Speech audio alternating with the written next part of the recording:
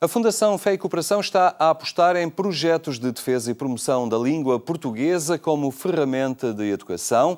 É um esforço que está a ser desenvolvido em países africanos de expressão portuguesa e deles nos pode falar a Susana Réfega, que é a diretora da Fundação Fé e Cooperação. Boa tarde, Susana, obrigado por estar aqui na companhia do programa Eclésia.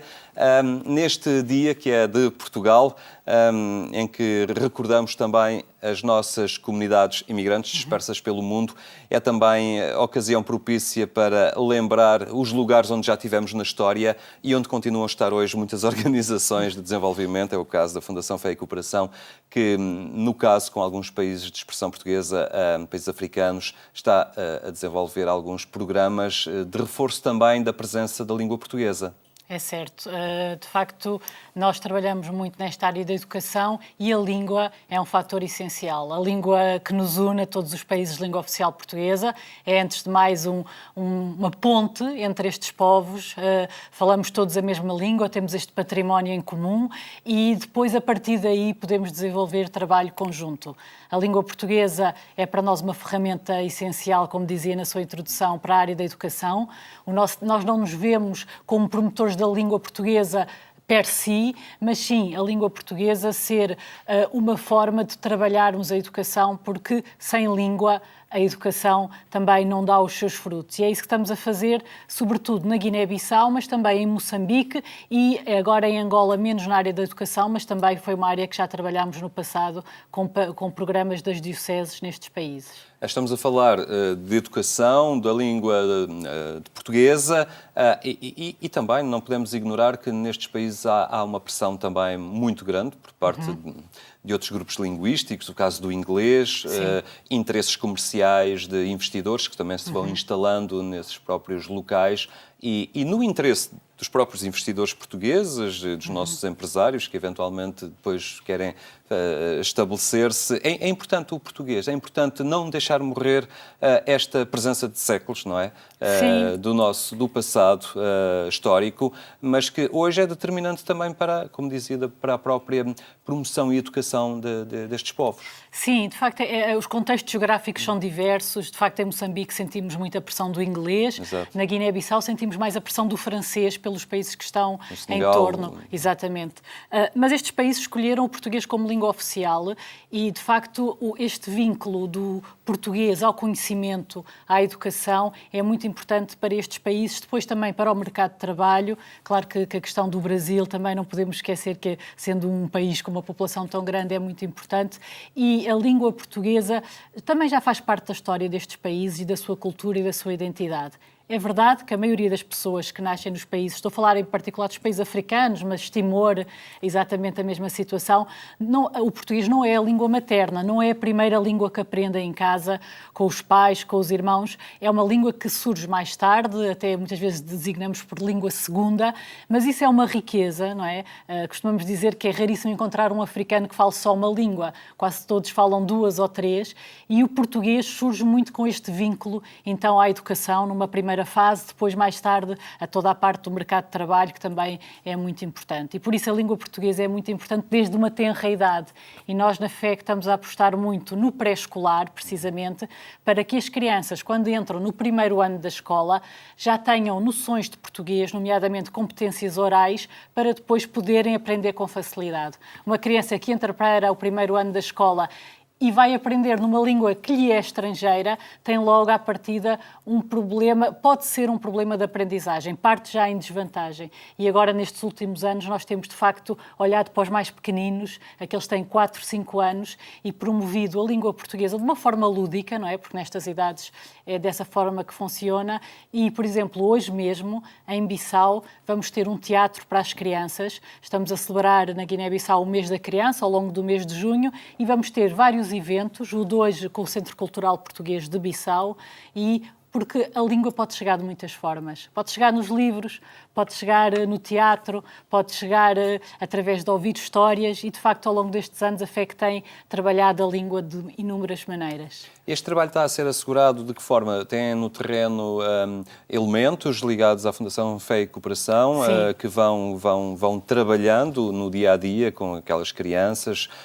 Como é que é também a disponibilidade dos manuais escolares e da aprendizagem do português? Que apoios têm para levar por diante este trabalho? O primeiro elemento crucial são, de facto, as pessoas. Quem trabalha na área de educação trabalha com pessoas e para pessoas. Temos uma equipa já grande na Guiné-Bissau que tem portugueses e guineenses. Isso também é uma alegria grande para nós. Cada vez temos mais professores guineenses e, nomeadamente na língua portuguesa, um dos nossos colaboradores é guineense. Por isso, pessoas que trabalham com professores, com diretores, com crianças, e depois os recursos variam consoante também os níveis. A questão dos manuais, estamos a ter progressos na Guiné, não posso dizer que já estão em todas as escolas, em todos os sítios, mas está-se a fazer um esforço nesse sentido. Também no ensino secundário, que é uma nova área, estamos a apostar aí claramente na questão dos manuais para os professores e para os alunos, nomeadamente de língua portuguesa. Por isso, há passos que estão a ser dados e, para não ficar só na Guiné-Bissau, em Moçambique, também estamos precisamente a trabalhar com 2 dioceses, Lixinga e Nampula, ambas no norte de Moçambique, novamente, a educação. E com a educação vem também a questão da língua e trabalhando de muitas formas, nomeadamente através da literatura infantil.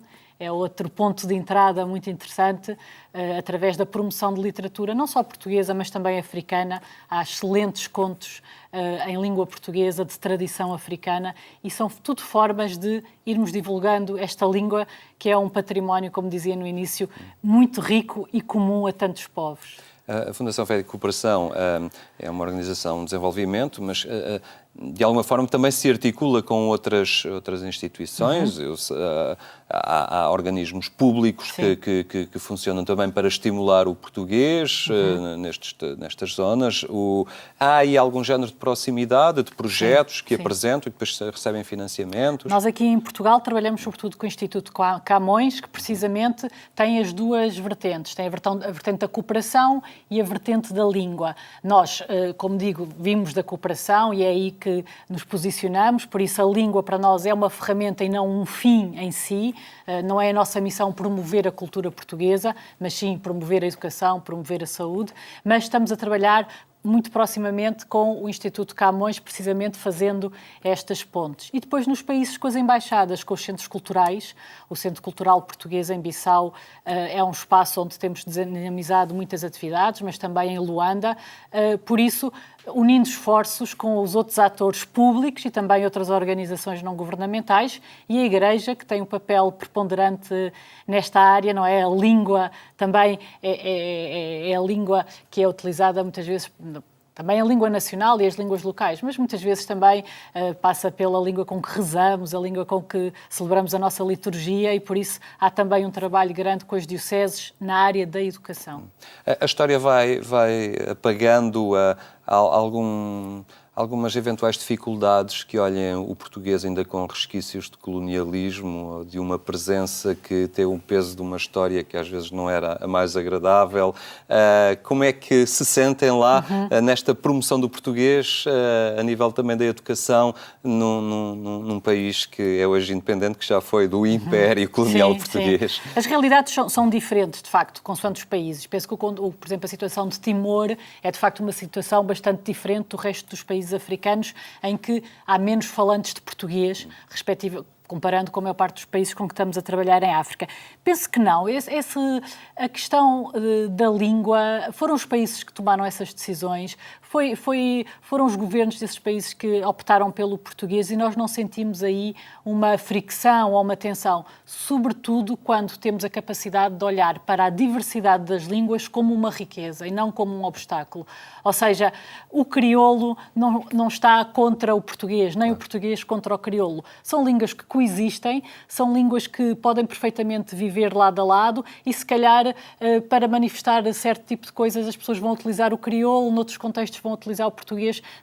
a potenciar a riqueza das línguas, penso que é o caminho mais do que descobrir, identificar dificuldades e obstáculos da coexistência, que é real, não é?